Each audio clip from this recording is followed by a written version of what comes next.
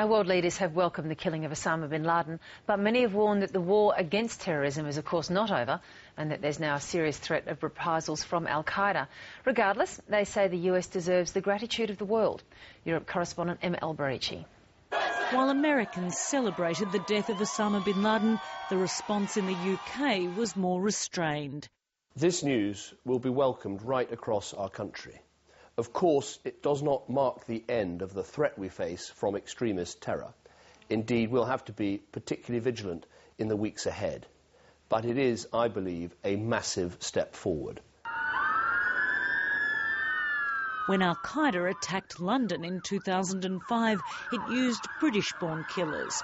Ringleader Mohammed Sadiq Khan produced this video just days before he and 3 others blew themselves up, killing 52 people on the city's transport system and injuring another 700.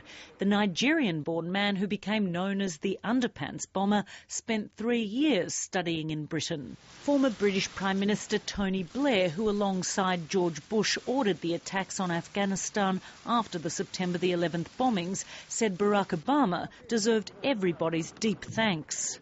This battle is not over.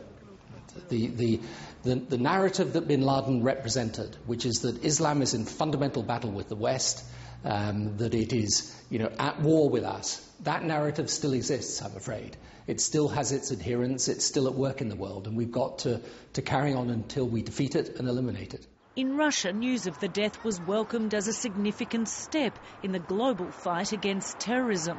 The Kremlin said Osama bin Laden had had an ideological influence among militants in the Caucasus.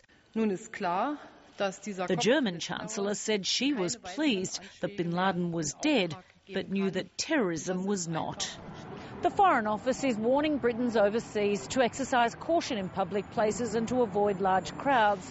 The fear is that those sympathetic to Osama bin Laden will be keen to show that the death of their leader has not dented their ability to pursue his agenda of violence. Emma Alberici, ABC News, London.